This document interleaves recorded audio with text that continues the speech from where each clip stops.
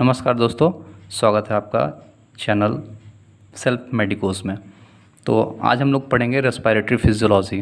Respiratory physiology एक unit है जो कि फर्स्ट ईयर मेडिकोस को पढ़ना होता है। तो रेस्पिरेटरी फिजियोलॉजी यूनिट में आज हम लोग सीखने की कोशिश करेंगे कि फर्स्ट ईयर मेडिकोस को कितना पढ़ेंगे जो जिससे कि यूनिवर्सिटी एग्ज़ाम दे सकें।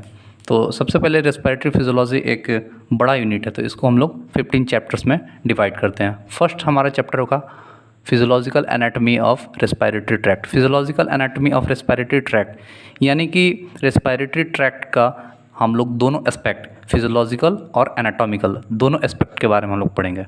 ठीक है, दोनों एस्पेक्ट को एक ही साथ कंसीडर करेंगे। यानी कि ये हमारा जो फर्स्ट चैप्टर है जो कि हमारा फर्स्ट चैप्टर है, ये चैप्टर हमारा इंट्रोडक्टरी पार्ट होगा ऑफ रेस्पिरेटरी फिजियोलॉजी का। सेकंड हमारा चैप्टर है पल्मोनरी सर्कुलेशन। पल्मोनरी का मतलब होता है लंग्स, यानी लंग्स के अंदर जो कि ब्लड सर्कुलेशन होता है वो कैसे होता है, कितना होता है, इसका डिटेल्स हम लोग सेकंड चैप्टर पल्मोनरी सर्कुलेशन में पढ़ेंगे। हमारा थर्ड चैप्टर है mechanics of respiration. Mechanics of respiration का मतलब होता है जो हमारा रेस्पिरेटरी सिस्टम है उसका मैकेनिज़्म क्या है, वो किस मैकेनिज़्म को फॉलो करता है। ठीक है, तो ये हमारा चैप्टर होगा मैकेनिक्स ऑफ रेस्पिरेशन। हमारा फोर्थ चैप्टर है पल्मोनरी फंक्शन टेस्ट। पल्मोनरी का मतलब होता है लंग्स और फंक्शन फिर टेस्ट। पल्मोनरी फंक्शन टेस्ट में inspiratory reserve volume, expiratory reserve volume, residual volume और बहुत सारे वॉल्यूम एंड कैपेसिटी का हम लोग डिटेल पढ़ेंगे पल्मोनरी फंक्शन टेस्ट में। हमारा पांचवा चैप्टर है वेंटिलेशन। वेंटिलेशन का मतलब होता है 1 मिनट में कितना बार हम लोग इंस्पायरेशन और एक्सपायरेशन कर रहे हैं, उसको हम लोग वेंटिलेशन में डिटेल में पढ़ेंगे। सिक्स्थ चैप्टर हमारा है inspired air, alveolar air, expired air. ठीक है, इंस्पायर्ड एयर यानी जो इंस्पिरेशन, एल्वुलर एयर जो कि ऑलरेडी एल्वुली में प्रेजेंट है पहले से, और फिर एक्सपायर्ड एयर जो हम लोग एयर एक्सपायर्ड करते हैं, इसका डिटेल हम लोग पढ़ेंगे। इसके पार्शियल प्रेशर के बारे में जानेंगे सिक्स चैप्टर में। और फिर हमारा सेवन्थ चैप्टर है exchange of respiratory gases, oxygen and carbon dioxide जो कि रेस्पिरेटरी गैसेस है, इसका एक्सचेंज कहाँ कहाँ होता है, एक एल्वियोली लेवल पे और दूसरा टिश्यू लेवल पे। तो हम लोग इसकी डिटेल पढ़ेंगे सेवन्थ चैप्टर में। और एट्थ चैप्टर है transport of respiratory gases. Respiratory gases जैसे कि ऑक्सीजन एंड CO2 है, इसके ट्रांसपोर्ट को हम लोग एट्थ चैप्टर में पढ़ेंगे। नाइन्थ हमारा चैप्टर है रेगुलेशन ऑफ रेस्पिरेशन। जो रेस्पिरेशन है उसका रेगुलेशन हम लोग कैसे होता है उसका रेगुलेशन। इसके लिए बहुत सारे फैक्टर है, जैसे केमिकल फैक्टर है, कुछ बायोलॉजिकल फैक्टर्स हैं, तो इसको हम लोग 9th चैप्टर में पढ़ेंगे। और हमारा 10th चैप्टर है डिस्टर्बेंस ऑफ रेस्पिरेशंस। यानी डिस्टर्बेंस ऑफ रेस्पिरेशन मीन्स कि हमारा जो रेस्पिरेटरी सिस्टम है जब वो अल्टर होता है तो उसके अंदर बहुत सारे पैथोलॉजिकल कॉज होते हैं और उसमें बहुत सारे डिजीज़ होते हैं, तो इसके हम लोग डिटेल पढ़ेंगे 10th चैप्टर में। 11th चैप्टर है high altitude and space physiology. High altitude and space physiology यानी कि जब हम लोग एल्टीट्यूड या फिर स्पेस में जाते हैं, जैसे कुछ माउंटेन या फिर स्पेस में जाते हैं, तो वहाँ पे हमारे रेस्पिरेटरी सिस्टम में क्या चेंजेस आते हैं और हम लोग किस प्रॉब्लम को फेस करते हैं, तो इसको हम लोग डिटेल में पढ़ेंगे 11th चैप्टर में। फिर हमारा deep sea physiology. Deep sea physiology में यानी कि ड्यूरिंग सी डाइविंग और स्विमिंग के ड्यूरिंग तो हमारे फिजियोलॉजिकल चेंजेस आते हैं जो हमारे रेस्पिरेटरी ट्रैक्ट में या फिर रेस्पिरेटरी सिस्टम में, उसमें चेंज को हम लोग डिटेल में पढ़ेंगे 12th चैप्टर में। 13th है हमारा effect of exposure of heat and cold on respiratory tract और रेस्पिरेटरी सिस्टम। यानी कि हीट एंड कोल्ड, हीट और कोल्ड से जो हमारे रेस्पिरेटरी ट्रैक्ट और रेस्पिरेटरी सिस्टम में जो भी कॉज होते हैं, उसके पैथोलॉजिकल चेंज होते हैं उसके कारण, तो इसका डिटेल हम लोग 13 में पढ़ेंगे।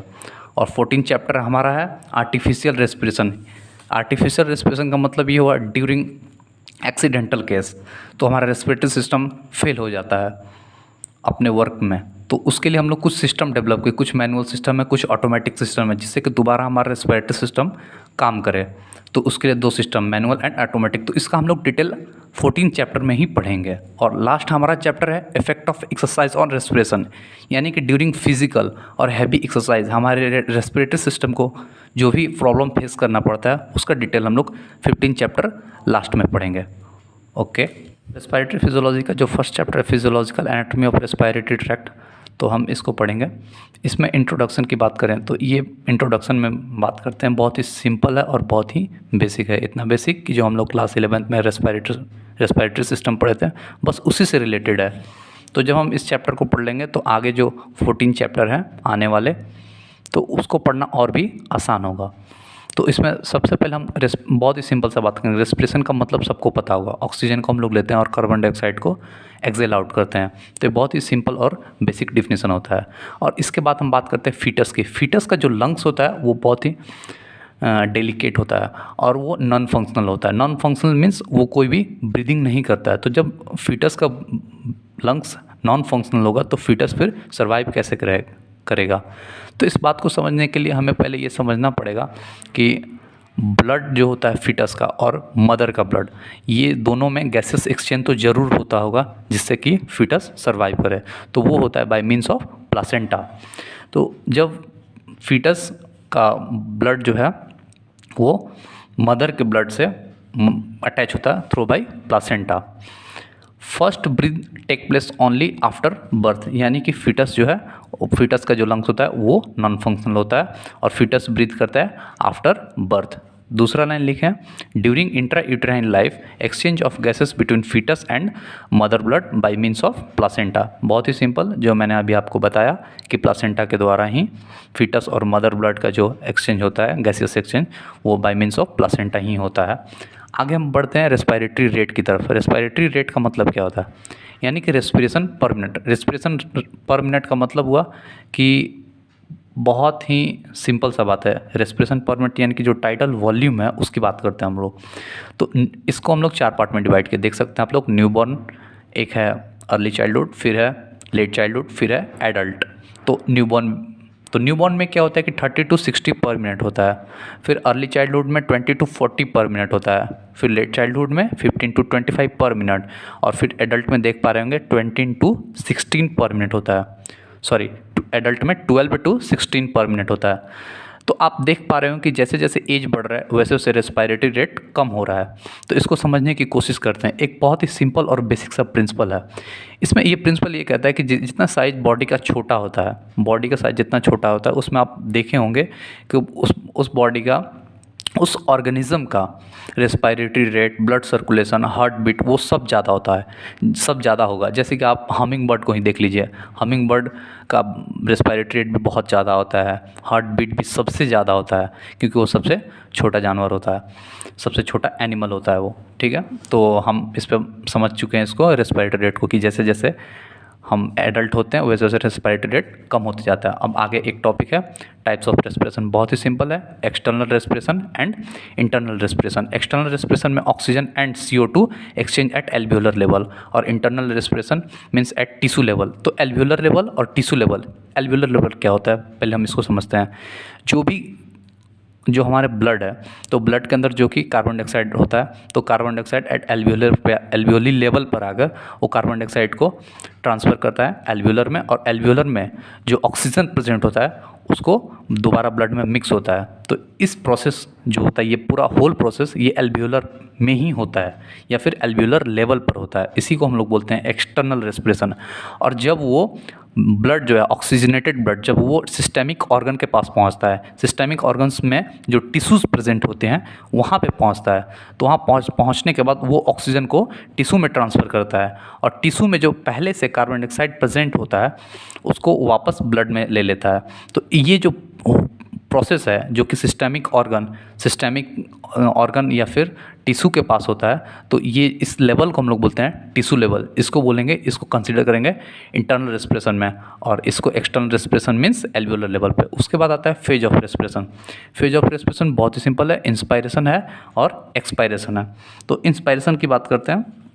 इंस्पायरेशन आप सभी को पता होगा, इंस्पायरेशन मीन्स जो भी हम गैसेस को लेते हैं यानी इनहेल करते हैं उसको इंस्पायरेशन बोलते हैं, और जो भी गैस को एक्सेल करते हैं, एक्सेल का मतलब होता है कि जो हम लोग बाहर की तरफ निकालते हैं जो गैस, तो कौन सा होता है, कार्बन डाइऑक्साइड होता है, CO2। ठीक है, तो नॉर्मली इंस्पायरेशन जो होता है वो एक एक्टिव प्रोसेस होता है। इंस्पायरेशन जो होता है एक्टिव प्रोसेस, और एक्सपायरेशन जो होता है इनएक्टिव प्रोसेस होता है। ठीक है, इसके बाद हम बात करते हैं functional anatomy of respiratory tract की। Functional anatomy of respiratory tract यानी कि फंक्शनल एनाटॉमी यानी कि रेस्पिरेटरी ट्रैक्ट में कौन कौन सा ऑर्गन या फिर कौन सा सिस्टम प्रेजेंट होता है। बहुत ही सिंपल है, नोज़ है, फेरिंग्स है, लैरिंग्स है, ट्रैकिया है, ब्रोंकाई है और लंग्स है। अब हम आगे की बात करते हैं, जो हमारा ब्रोंकाई था, यानी कि लेफ्ट प्राइमरी ब्रोंकाई और राइट प्राइमरी ब्रोंकाई। तो ब्रोंकाई जो है वो फिर फर्दर डिवाइड होता है सेकेंडरी ब्रोंकाई, टर्शियरी ब्रोंकाई। तो अब हम आप देख पा रहे होंगे, बहुत ही सिंपल सा मैंने ब्रांच बनाया। ये मान लीजिए कि हमारा राइट प्राइमरी ब्रोंकाई है, फिर उसका प्राइमरी ब्रोंकाई डिवाइड होता है सेकेंडरी ब्रोंकाई में, फिर ये टर्शियरी ब्रोंकाई में। तो ये बहुत ही सिंपल सा बात है कि right primary bronchi, right secondary bronchi, right tertiary bronchi. तो हम आपको ये बता दें कि जो राइट लंग्स होता है उसमें नंबर होता है 10 होता है, किसका? टर्शियरी ब्रोंकाई का। यानी कि ये हमारा टर्शियरी ब्रोंकाई है। कौन सा? ये टर्शियरी ब्रोंकाई है। तो टर्शियरी ब्रोंकाई का नंबर होता है 10। कितना? 10 होता है किसमें? राइट लंग्स में, और 8 होता है लेफ्ट लंग में।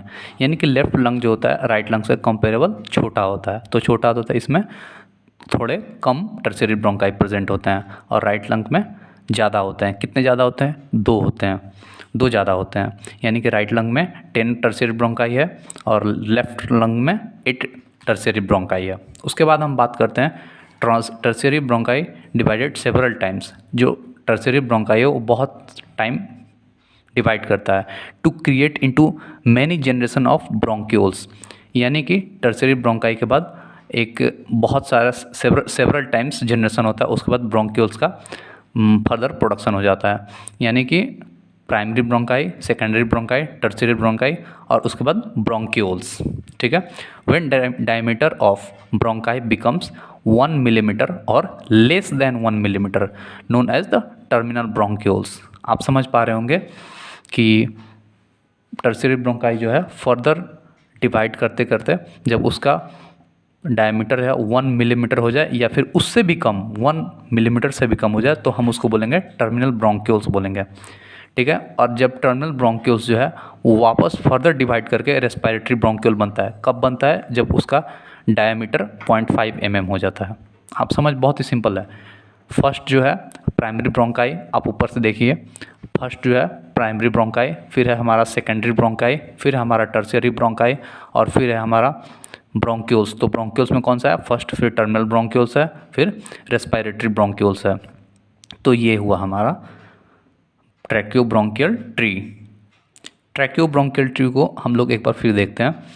मैंने इसको फ्लो चार्ट से समझाने की कोशिश किया है। आप लोग देख पा रहे होंगे, बहुत ही सिंपल है। फर्स्ट है ट्रैकिया, जो ट्रैकिया होता है। ठीक है। ट्रैकिया फर्दर डिवाइड करता है 2 पार्ट्स में, left primary bronchi and right primary bronchi. मैंने आपको यहाँ पे एक बात बताया था कि याद रखने वाली बात यह है कि कभी भी लंग्स में ट्रैकिया इंटर नहीं करता है। प्राइमरी ब्रोंकाई पियर्स करता है लेफ्ट को और राइट को।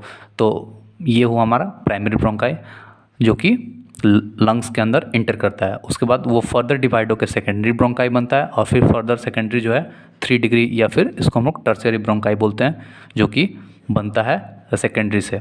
ठीक है। तो मैंने आपको यहाँ पे एक और भी बात बताया था कि जो इसके नंबर्स होते हैं लेफ्ट लंग्स में वो 8 होते हैं और राइट लंग्स में 10 होते हैं। तो ये बात याद रखने वाली है कि जो राइट लंग्स है, हम यहाँ पे लिख दे रहे हैं कि ये हमारा राइट लंग्स हो गया, जिसमें इसके नंबर होते हैं 10, और ये हो गया लेफ्ट लंग। आप देख पा रहे होंगे, इसका नंबर होता है टर्शियरी ब्रोंकाई का लेफ्ट लंग में 8। और उसके बाद है terminal bronchioles. Terminal bronchioles further जो होता है टर्शियरी ब्रोंकाई के बाद बनता है, जिसका 1 मिलीमीटर डायमीटर होता है। उसके बाद होता है रेस्पिरेटरी ब्रोंक्यूल 0.5 मिलीमीटर का। तो बहुत ही सिंपल है। हम ट्रैकियोब्रोंकियल ट्री देख चुके हैं। ट्रैकिया, फिर ट्रैकिया से प्राइमरी ब्रोंकाई जो कि लंग्स में इंटर करता है।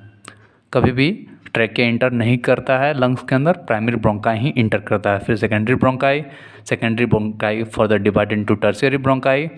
There are 8 tertiary bronchi in left lung and 10 tertiary bronchi in right lungs, and then further divide of tertiary bronchi and generation of many terminal bronchioles। और terminal bronchiole का जो diameter होता है वो 1 mm होता है। और फर्दर फिर डिवाइड होता है terminal bronchioles into respiratory bronchiole, जिसका डायमीटर होता है 0.5 mm। अब हम उसकी बात करते हैं हम अपर रेस्पिरेटरी ट्रैक्ट और लोअर रेस्पिरेटरी ट्रैक्ट के बारे में। तो आप देख पा रहे होंगे अपर रेस्पिरेटरी ट्रैक्ट,